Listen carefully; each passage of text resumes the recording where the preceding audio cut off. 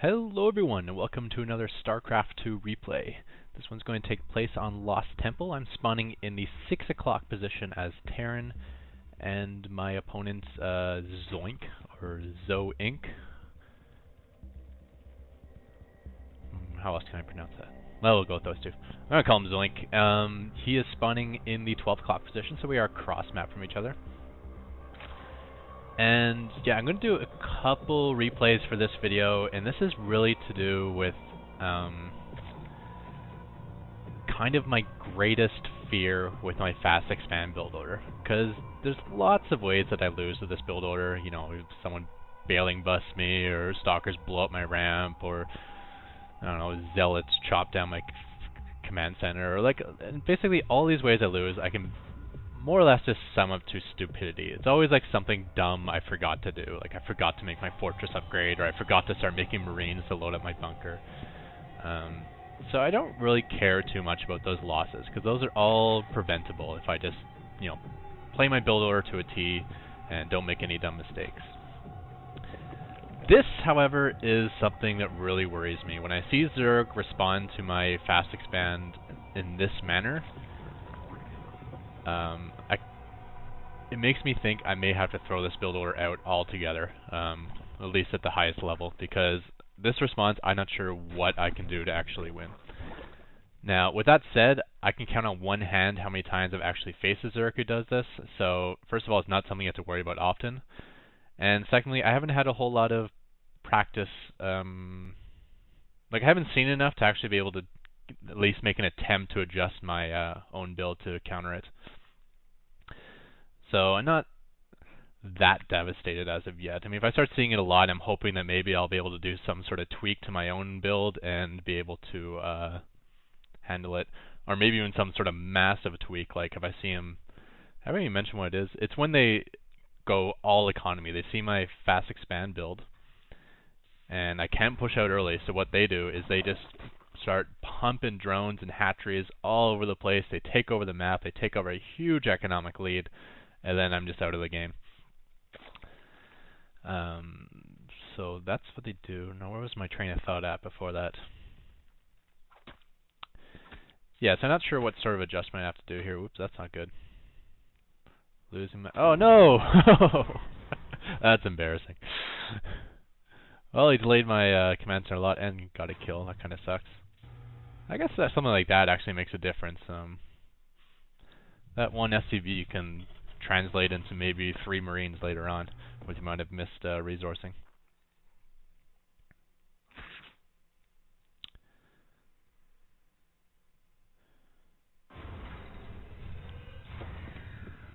So you can see the Zerg has spotted my fast expand and has planted down a fast expansion of his own. And just poking around with 2 Zerglings. Oh, he found my hidden CC.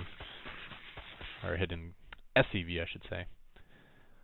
Man, we should have a drinking game for like every single time I miss, say, a unit or a building. Like, I swear, just getting SCVs and Marines mixed up alone, you would get, like, alcohol poisoning for sure. It would be an intense drinking game, that's for sure.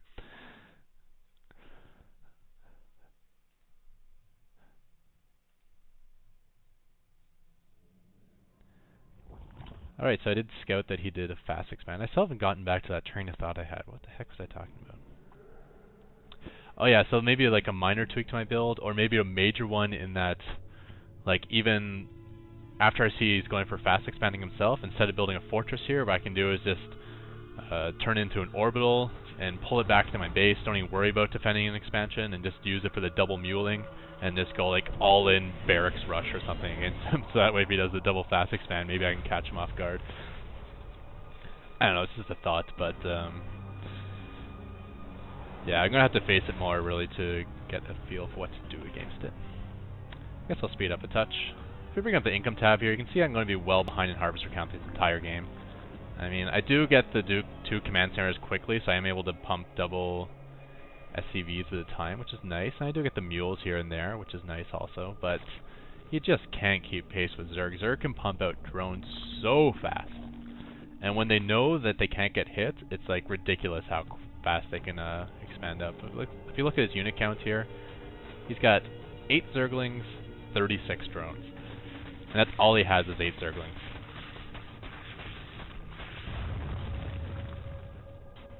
Clearing out a third, and he does have the money for another hatchery, so he will be planting another hatchery here. 40 drones, only 8 Zerglings. And you can see that I only have 6 Marines, so he's perfectly safe. I do my usual thing, just setting up a little wall here to prevent the baling bust. Yeah, this wasn't a good macro game for me, obviously. I'm going to show a game right after this where I think I play perfectly. Like, absolutely perfectly. So we can see how that goes versus this sort of Zerg strategy. But this may be a little more typical of a match for me. I think this is a little bit older replay. I think I've got my macro a little bit more in hand than before. If you hadn't noticed, a lot of my videos I was having a lot of macro problems. And we go to the income tab. You can see it's 50 harvesters over 36. And maybe I could have a few more in this. Maybe I'm a little like, there's times where my command centers aren't building anything, but I'm more or less on top of it. So like maybe I could be like 41 right now instead of 38, but you can still see I'm way behind 56.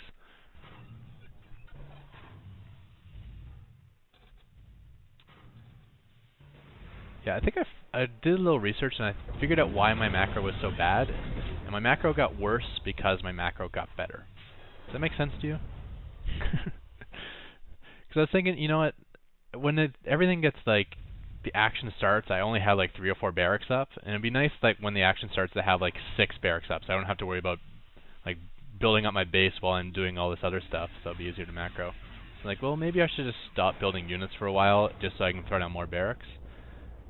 And I realized, you know, that's what I used to do, just not on purpose, but I used to be so bad at building from my existing barracks, I'd always have to throw down a bunch more early on. And then I got better at building from my existing barracks, so I didn't have many barracks going into the mid-game, because I was spending all my money. And then when the mid-game starts, I got all the action going on, and then I got double expansions, all of a sudden I realized, oh shoot, I got like 2,500 in the bank. So I definitely put a bigger effort into getting more barracks down. And slowly getting a little bit better at actually building constantly from my existing barracks. Not sure if any of that made sense, but it made sense to me, and that's all that really matters, right? I make these videos for myself. Screw you guys. No more hello everyone at the beginning of these videos, it's just hello me. Yeah.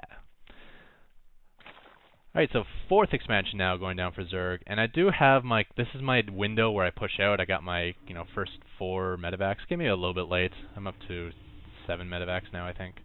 So I'm a touch late, but you can see I'm in so much trouble against this. I do push along the outside, kind of come in from a different angle and sending my reinforcements in a direct line so they'll join up quickly.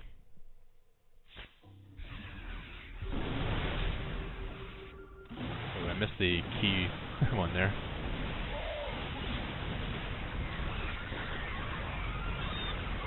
So here comes the Balings. I do pull back my Marines, but a lot of my Marines got locked down from fungal. And you can see that was not even like competitive.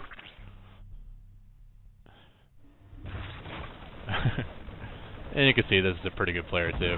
He prevents my medevacs from getting away, going fungal after fungal, and blowing out some infested Marines to take them out because he doesn't have any anti-air.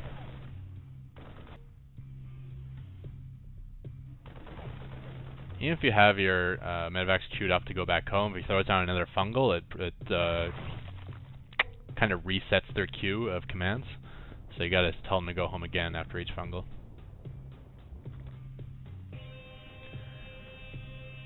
So now that my attack window, the part where I'm supposed to be strong, is over. So now I'm behind in every single way possible. He's got way bigger armory, way bigger economy. And another thing you'll notice if I bring up the Zergling here, he did keep pace with me in upgrades. He did go double evolution chamber. So he didn't have the muta harass you see sometimes. But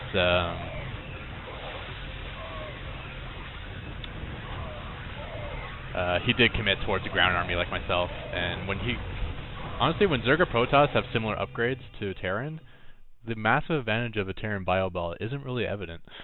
I think that's almost like a a misconception how strong Terran Bio is. I think a lot of it is just the fact that I'm usually ahead in upgrades.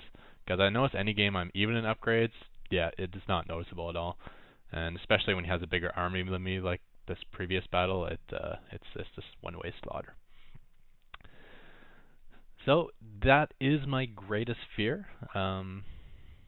When I do go for this fast expand build order, yes, it builds up my economy, but also prevents me from doing any sort of harassment. And if Zerg is smart and they see that, they are able to build up their own economy, and Zerg can build up economy so much faster.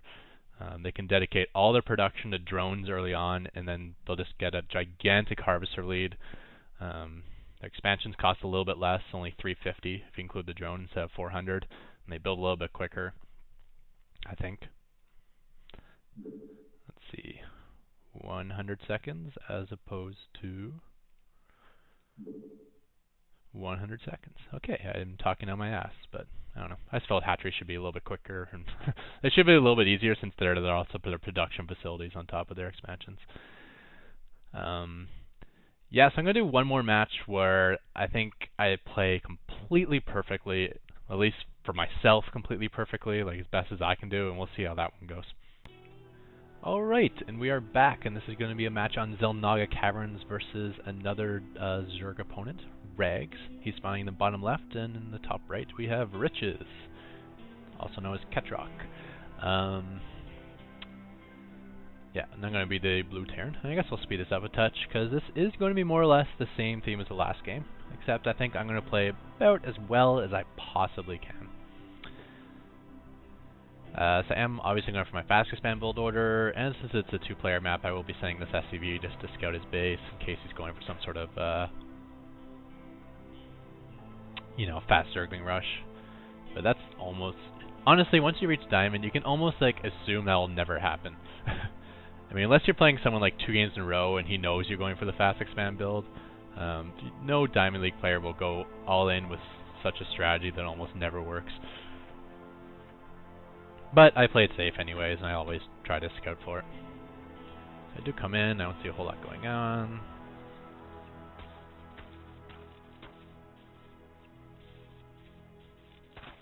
Oops, that was not what I meant to do. I meant to shift click over here, then do a little attack patrol, trying to block the expansion. I was too late for that anyways. I was wondering what happened to that SCV, because I remember looking back, he's dead. I don't know how that happens. Ah, reparations. Got him too. Okay, one thing to note, sorry. On Xel'Naga Caverns, this is pretty key.